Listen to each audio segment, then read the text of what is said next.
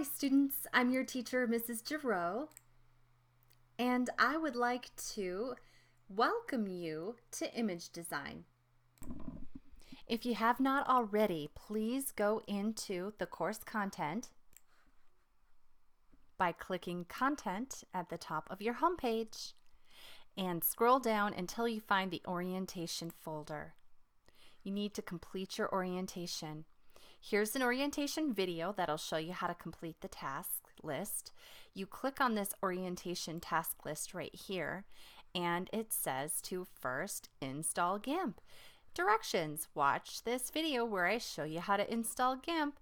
There are some other useful video resources below worth checking out. You'll click play there, and the other videos are here. There's a GIMP download link, though you can go, just like it says on here, to the internet, to gimp.org. And then the second task on your orientation is to unzip the photo resources. Once again, it has a video that shows you how to do that. And there's the resources download link. Be sure to watch the video to the end so that you don't accidentally miss the part where you have to unzip the folder. And that is illustrated here, where once you have gone to that link and you have downloaded the resources, you'll notice there's a little zipper on the folder. You have to right click on it and extract all. If you have a Mac, you're going to need to find an app that will unzip folders for you. All right, so next. Hello, I'm Mrs. Girot. It's French, and the funny thing about French is that sometimes words end in consonants that are silent, and this is an example. If you see a T at the end of a French word, you know you don't say anything. It's silent. It's just Girot. And here's another way of spelling Girot. All right, I'm here because I love helping students achieve their full creative potential. Please text me anytime. This is my text, and if you want to add my number to your contacts, that would be awesome. So if you're sitting there on GIMP and you can't figure something out, you can call me or text me right away and get an answer right then and there. That's much better than emailing and not hearing back for 24 hours, right? If you want to get the ball rolling on me having your information so that I can contact you as well, send me a text with your first and last name and I'll add you to my contacts. This is me in high school, senior year, 1990. And a shout out to all of our 2020 graduates this year at Utah Virtual Academy. Go Lynx. First thing we always have to talk about are the course standards. What are these? So there's a group of stakeholders that gets together and they decide what's important for students to learn, what they need to know in order to graduate. This could be parents, teachers, principals. This could be curriculum specialists who have their PhDs and work in universities. It could be people that work for the Board of Education or politicians. They all come together. What they've decided that students need to know to earn credit for secondary media arts is that they should be able to create, present their work, respond to work, and make sure that the work that they create is connected to different issues or topics, to create meaning, to make connections with the world.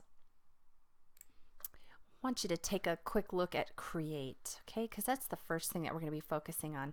And if you'd like to pause this video now and just read through these really quick and decide which one you connect with the most right now and where would you like to focus your efforts in the creation process.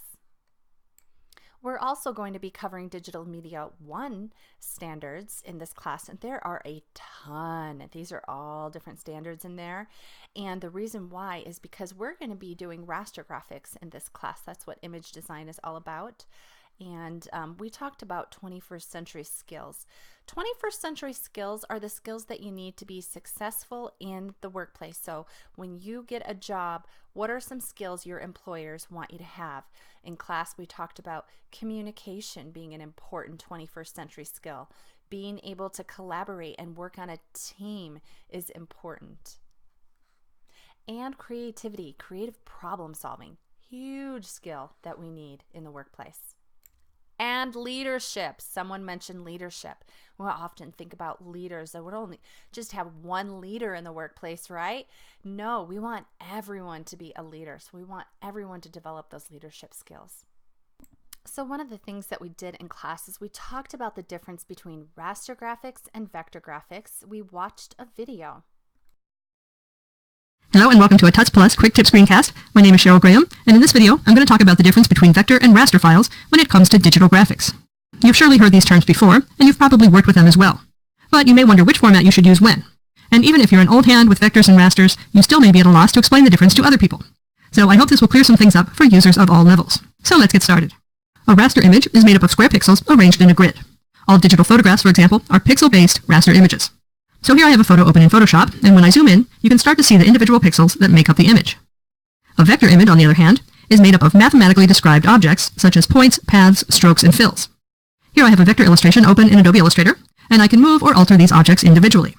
I can adjust the paths by manipulating the individual points to change the shape of the objects. Vectors have an underlying structure that is made up of these paths and shapes that can be filled or stroked with different colors, gradients, and patterns. So even if I alter the appearance of the object by changing its fill color, or its stroke color, or changing it to a pattern, that underlying structure remains the same. Here's a demonstration that explains the difference in a very basic way. Let's say you want to draw a simple curved line. For a raster image to describe that curve, it would have to use individual pixels, which again are arranged in a grid. A vector, on the other hand, tells the computer to place one point at the beginning of the line, another at the end, then draw the curve between them. The shape and direction of the curved line is described mathematically. So you can see that with something like this, the vector is the most efficient solution. It's kind of like giving someone directions to your house. You don't say, take a step, then take another step, then take another step, then take another step, and so on. You say, start here, walk to the end of the street, and make a right turn. Because vectors are mathematically described, they are resolution independent. This means they don't rely on DPI, or dots per inch, for their quality. A raster image has to have a certain pixel resolution in order to look good. Here's what I mean. I have a logo open in Illustrator. We're viewing it at 100% magnification, and it's a vector file, as you can see by the paths. Now, even if I zoom in to over 500%, you can see that the edges are smooth and crisp. I'll zoom in again to almost 1600%, and again, nice, smooth, sharp edges. Now, I want to pause here and mention something that can be a little hard to grasp. We are, of course, viewing this graphic on a computer screen, and computer screens are made up of pixels. So it can be confusing to think of a non-pixel-based, resolution-independent vector graphic that's being displayed on a screen of pixels. But if you print this vector, whether on a postage stamp or on a billboard, it will still look sharp. Here's that same logo as a raster file in Photoshop. We're viewing it at 100%, but even if I enlarge it to 200%, it starts to look fuzzy. And it looks even worse at higher magnifications because the resolution of the raster is simply not high enough. Computer fonts are another kind of vector file. They too have mathematical information in them, so they can look sharp at any size. You can of course use type in Photoshop, and this is one of the areas in which vectors are used inside of that application. First, let's look at Illustrator. Here I have some live type, and I can select it with my type tool and change the point size, for example. And when I zoom in on it, it's nice and sharp. Here's that same logo in Photoshop. The type is also live, and I'm going to select it and change its point size as well. In the Layers panel, as long as you see this T icon, that means this is live vector type. If I go over to the Layers menu, I can choose to rasterize the type. So now that turns it into pixels, and you can see the transparent icon in the Layers panel. And when I zoom in, you can see the pixels, and at a magnification higher than 100%, it just doesn't look very good. So by rasterizing the type, Photoshop has done away with the vector information and turned it into pixels. So when are you most likely to use these two kinds of images? The following is not a comprehensive list, and of course there are always exceptions, but in general, you would use a raster image for continuous tone photos, as we saw before, or textured backgrounds that have a wide tonal range, or digital paintings that have been produced with a graphics tablet and a program like Corel Painter or Adobe Photoshop. Vectors are generally better for images that have flat color and hard edges, such as logos, business cards and other designs that have a lot of typography, and screen printing, because with the screen printing process, you can't get a continuous tone. Common file formats for rasters are PSD, or Photoshop, TIFF, and JPEG. On the vector side, the common file formats are AI, that is the native Illustrator format, EPS, which stands for Encapsulated PostScript, and SVG, or Scalable Vector Graphics. Now, of course, people create incredibly realistic vector illustrations using gradients, blends, and gradient mesh, and there are some people who insist on using Photoshop to design business cards. So there's definitely some overlap. But in general, there are big differences, and there are different uses for each format. To review, raster files are made up of pixels arranged in a grid. Vectors are mathematically described objects. Rasters have a specific resolution, which affects the quality of the image. Vectors are resolution independent, meaning they look good at any size. And generally, raster images have a larger file size than vectors. Well, I hope this has helped you understand these two essential file formats. See you next time. Excellent. So the video talked about Adobe Illustrator and Adobe Photoshop. So Illustrator's the vector version, and I actually also teach a class called Digital Arts, and we do the vectoring in the Digital Arts classes. So if you're interested in learning how to vector, that's the class for you. Now, Adobe Photoshop is the equivalent of our GIMP that we're using. It's a raster-based program. It's a program designed, thus the name Photoshop, for you to bring in photos and for you to manipulate them. So this is the art of photo manipulation. Okay. And some of the other skills that you're going to pick up in this class are just basic computer functions. Communication's a big one. That's 21st century, right? Media literacy. So what do certain images and symbols represent? Ethics, fair use guidelines, big one. You'll learn about that today. Principles and elements of design, color theory, composition, typography. That's using the text. Raster graphics, that's the big one that we're doing, right?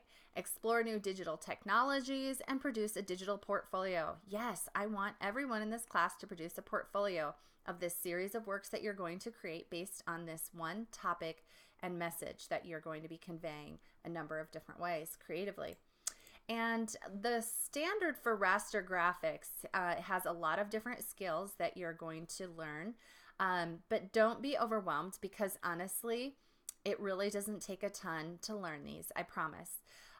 So identifying graphic formats. We've already identified a couple. The JPEG, the PNG, the PSD, which is a Photoshop document. You're not going to have a Photoshop document.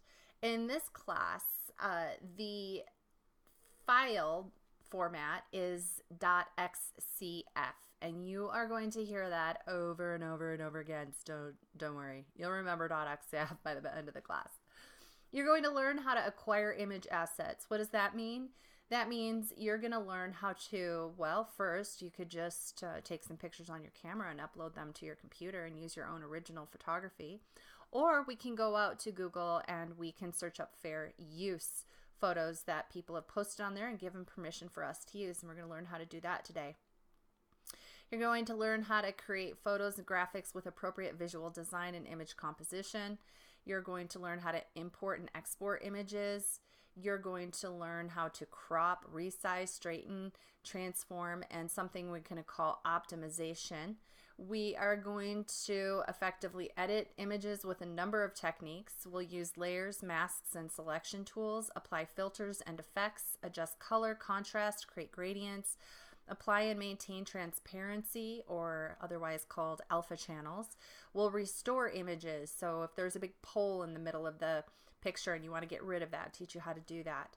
Utilize color selection techniques. Use painting and drawing tools. And basic shortcut keys. So looks like a lot, but trust me, you'll be fine. By the end of the class, you'll know how to do all this stuff.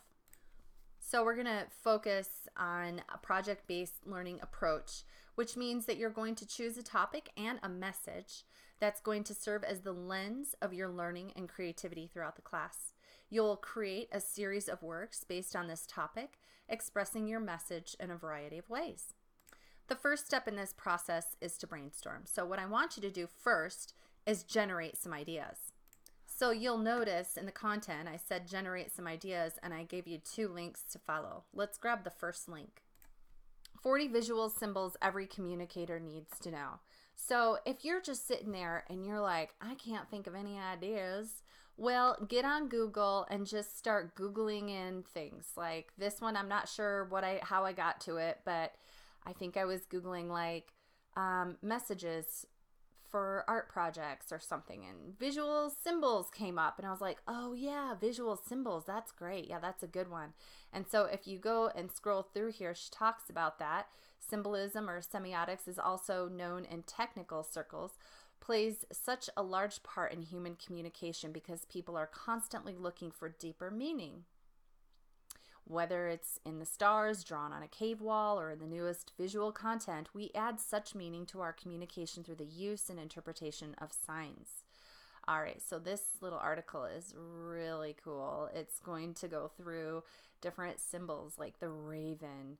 Ravens feed on corpses, so audiences naturally identify it with a bad omen. The symbol can be used to foretell death and disaster. There's lots of different symbols. So do some research, generate ideas. Let's take a look at the next one, Native American totem animals. There's a great little video in here. Have any of you ever made your own totem in school? It's such a cool project. I thought, wow, that's so cool. You could even think about this whole portfolio of yours as your totem. Like each page is a part of your totem. I'll call it a portfolio totem. I just love it. A totem is a spirit being, sacred object, or symbol of a tribe, clan, family, or individual. Some Native American tribes' tradition provides that each person is connected with 9 different animals that will accompany him or her through life, acting as guides. So you can watch that, and at the end of that video, he goes through some of the different animals and their symbolism. Looks like he does it here too. So you can go through, and there's more. Oh my goodness, there's more. Look, how fun is that? So if you wanted to do something cool like that, that would be so awesome. Okay. So brainstorm, get some ideas, jot them down, make a list. What are some things that you're interested in? Now, there's this really cool tree that I also found on a site, and you know what? I'm going to go ahead and go to that site real quick. One of the fine art or visual arts standards is to create a series. So creating a series on a certain topic is actually an advanced concept. Well, you don't have to be an advanced design artist in order to start creating your series now. So I want you to thoughtfully think about a topic that you'd like to explore fully through this class. Art project ideas, a guide to subject matter selection. Looking for art project ideas? A theme for high school art boards? Whether specializing in painting, graphic design, photography, textiles, or sculpture, most senior high school art students begin by selecting a topic for their portfolio, coursework, or examination project. It is a decision that many find difficult, whether due to lack of inspiration, an inability to discern between 2 or more possible ideas, or a general misunderstanding about the type of topic that is appropriate. Below is a step-by-step guide which you may use to help brainstorm, evaluate, and select an outstanding subject, topic, or theme for your high school art project. Also here, another article, how to make an artist website and why you need one. That will be a great follow-up, because you will actually be posting all of your artwork to a portfolio, a digital portfolio. A digital portfolio could be a website, a blog site, a video site. So we're going to show you some options. Step 1, brainstorm ideas. Write down all subjects, themes, places, things, activities, or issues that are personally relevant and that matter to you. Even random, unexpected things such as the art room sink or heirloom knives and forks in your kitchen drawer. The purpose of any artwork is to communicate a message. To comment or scream or sing about the world in which we find ourselves in. If there is no emotion behind the work, there's no driving force, nothing to direct and shape your decision making. Write down the things that you care about, that move you. Include topics that are unusual, challenging, controversial, gritty, or inspiring. Those that fill you with passion. Students who select substantial, heartfelt issues that they really believe in are more likely to achieve great results than those who choose aesthetically pleasing but superficial subjects. A tried and true subject can still be approached in an individual and innovative way.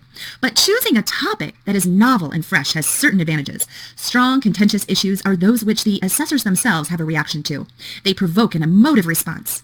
Such topics make the markers and moderators sit up and take notice. It gives them ample opportunity to see the merit within your work. Let's take a look at a series that a student has created. This student has cleverly merged photographs of x-rays, surgical instruments, stark hospital corridors, and emergency signs to a medical theme. This is a part of blah, blah. We're not in New Zealand. We're okay. Here's another series that a student did. Now, these are paintings, but keep in mind, you can do multimedia and incorporate painting in your work.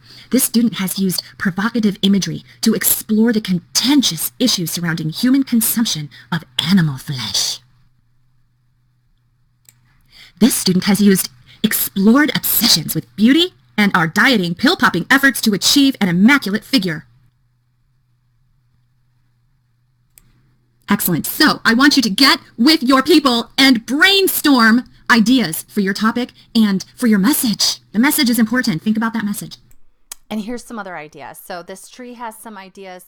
Oh, just going to go through technology versus nature, war versus peace, can money buy happiness, politics, popular culture, beauty and body image, value of animals in life, ethics of zoos, do you trust your government, fast food nation, Black Lives Matter, pro-life versus pro-choice, global warming, school to prison pipeline, stereotyping, equal rights, immigration, anything you're passionate about. Here's some examples of messages that artists have conveyed through their artwork. I see humans, but no humanity. Follow your heart. Sky above me, earth below me, fire within me. Dreams. Question everything. Even the smallest person can change the course of the future. No act of kindness, no matter how small, is ever wasted. Resistance. Revolution. You are never too young to dream big. Fear is prison. Consumerism. Poverty is the worst form of violence. Hunger. I have a dream. When the power of love is greater than the love of power, the world will know peace. A woman's place is in the struggle. We have been basically persuaded that we should not talk about racism. So pause this video, take a moment, do your research, generate some ideas, and brainstorm a few great topics and meanings that you could convey throughout the course of this class in a portfolio. So now that you have your list, you're going to evaluate your ideas and try to pick out what's the best topic for me. Step 2. Evaluate your ideas. Think carefully about the topics that you have written down. Use the flowchart at the end of this article to evaluate your ideas. Eliminate those which are cheesy, that is, involving peak hearts and Brad Pitt, or insincere, for example, a theme of world peace when really this is something you couldn't care less about, or overly pretty or lacking in substance, for example, bunches of roses. This doesn't mean that a traditional beautiful subject cannot be successful. Let's look at the cupcake below. Sometimes even pretty objects can be explored in a contemporary and innovative way, as in this mixed media cupcake work. Eliminate those subjects which you are unable to explore firsthand. In order to create artworks, you'll need access to high-quality imagery. For example, if you're exploring the way in which humans kill animals in order to consume their meat, access to the inside of a butchery or abattoir, freezing works is likely to be essential. Reliance on photographs taken by others is rarely a good idea, but in this class you can, so you can use Creative Commons, right? So you don't have to go out and take your own pictures in this class. However, if you can, that would be even better. Remove the topics for which the source material is excessively simple, for example, containing only a few forms, textures, and patterns. Eliminate topics for which the source material lacks aesthetic appeal. Do not mistake aesthetic appeal for pretty. In fact, some of the ugliest things can be stunningly rendered in an artwork or design. Art teachers and artists in general often speak of finding the beauty in the ordinary or mundane, seeing the magic in that which others have discarded or forgotten. See the electrical plug painting below. And here's an example where sometimes the most mundane of objects can provide the greatest beauty. Eliminate topics which are common or overdone, unless you have an ordinary way of approaching this topic. It doesn't matter if some others have explored the topic as you. With the millions of people in the world, it's highly unlikely that you will be the only one to explore a particular theme. In fact, this is beneficial as you can learn from others, and no one will make art exactly like you. But if everyone is doing it, if it is a topic that the examiners have seen 100 times before, you should think carefully about whether you have something sufficiently new and original to say about it. Ensure that the topic you choose is something that you really care about and which can sustain your interest for this entire class. If you have more than one topic left on your list, pick the thing that you care about the most. Here's the tree of brainstorm ideas. You can pause and look at that if you want to. And notice as you're going down into the roots, select an idea that has potential and evaluate. All right, can you think of subject matter that is things to draw, paint, photography, or explore? And for this class, whatever the given medium in this class is, that's what you're going to be doing. Do you have a clever approach to the topic? Is the topic cheesy, superficial, or surface deep? Will the topic be contentious, controversial, or gutsy? Hey, look at that. Y for yes. Are you choosing this just to be controversial? Will you be able to sustain interest in the topic for the duration of the project? Do you have a strong personal connection to this topic and or care about it passionately? Is this topic common amongst high school art students? Will you approach the topic in a novel and fresh way? Does your teacher support this topic choice? If all of these things are true, great topic! Excellent. So, evaluate your ideas. Figure out what the best topic would be. What is going to generate passion in you and make you excited every single time you sit down to do work in GIMP? Before we go, I just want to talk to you about fair use guidelines. I'm sure you've all heard of copywriting. You know, in school you're not allowed to plagiarize. You can't just take somebody else's writing and pass it off as your own in your paper. You can't copy paste from Wikipedia into your papers.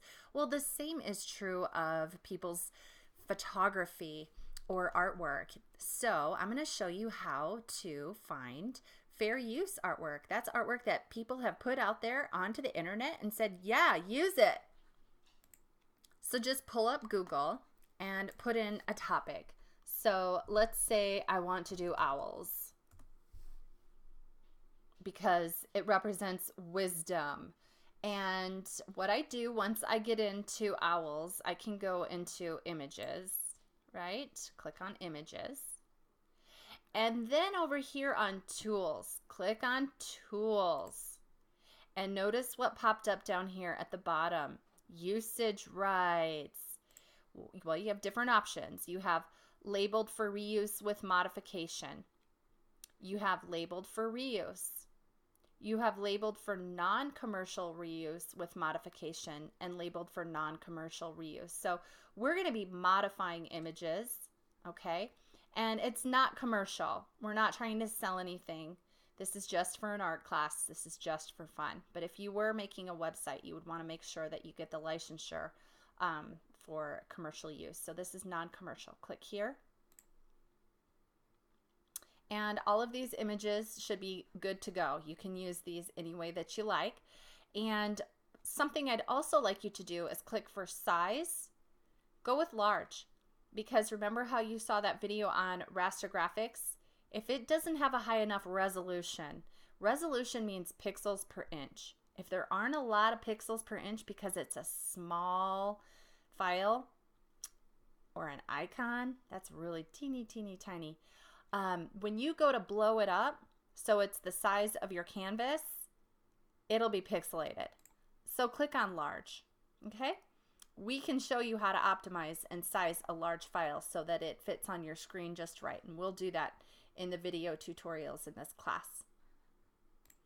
So once you find something that you want to use, you just click on it and you just right click on it, and you're going to say save image as. Images under pictures. I have folders for all of my classes because it is art. I click on my image design and I have a 2019-20 folder, and then I have a 2019-20 block 2 folder.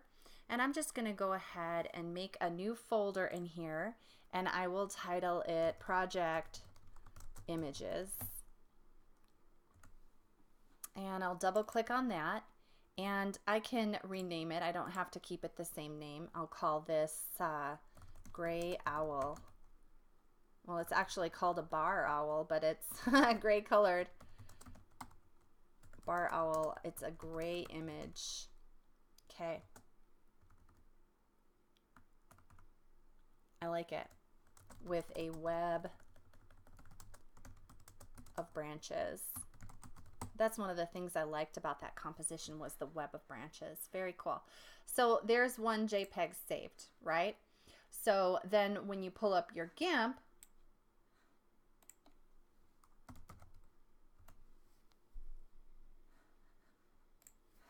you can file, open, and once again I click on pictures, and then I scroll and find the image design folder, and I find my 1920 folder, my 1920 block 2, my project images folder, and there it is, my barred owl, and I open that up, and there it is. Now just want to show you, remember how I said get a large image? Well, down here at the bottom, it's going to tell you the size that it's showing. It's only showing it at 25% its original size. This is a 58.6 megabyte file. It's huge. Let's put it at 100%. And you'll notice it doesn't fit on the screen. So let me just give you a quick lesson in optimizing right now, because you obviously don't want a super, super large file, because that's going to slow down your computer's RAM, your workable memory. So what I'm going to do is I'm just going to go into Image, Scale Image, okay? And I'm going to change pixels to inches. The reason I change it to inches is because I can visualize how big my computer screen is. I can go like, and keep this locked, but right now it says that it's 5:8. So that's a good image size. You know what my problem is the resolution. I'm not actually going to be printing this. If I were printing it on paper, I would want my resolution to be really high, but on the computer screen, the rule is 72 pixels per inch. Now, let me just say, make sure that this lock is locked. If it's not, it'll show the chain's broken. So click it and make sure that it's locked before you change anything. So I'm going to change this to 72 and hit Tab, and it will automatically change the resolution to 72. And it's look at this up here. Look at, it's automatically tried to change this as well. So now that my resolution is 72, that's 72 pixels per inch, which is what's showing up on a computer screen. So if you have 300, it can't even do 300 because it only has 72 pixels per inch, right? So just say, 72, magic number. So now let's go ahead and change the height to 5 and hit tab. And now we've got like a 5 by 7.5. And that's a great size image to show on your screen. If you feel like, oh, I'm a little worried that that's too small, you can up this to 7 and hit tab and go, okay, I feel more confident about that. I want to make sure that I got good quality. All right, so then you're going to click scale. Okay, and now it's showing my image at 25%, and notice how it looks small. Here, down here it says 25%. Let's go up to 100% now. Boom. Fits on the screen just right.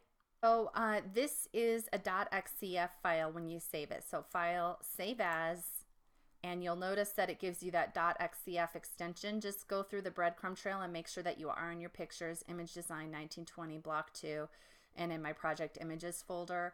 It will say XCF, that's the file extension. So the really cool thing about that is when I go into pictures and then I go back into my image design folder and my 1920 block 2 folder and I go into my project images, I have 2 files. One of them is that original image that I pulled off the web, and I know that because I can see the image.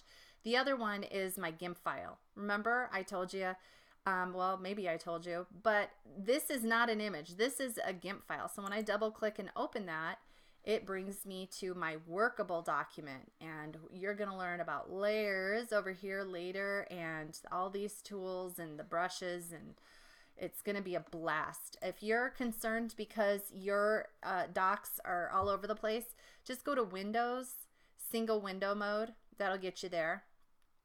Okay.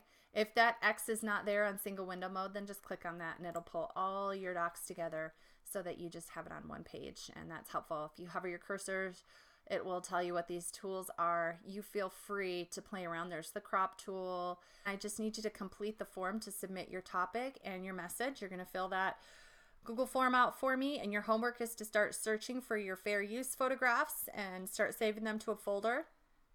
On Monday, you'll see a week 1 folder in the content, and you're going to start there.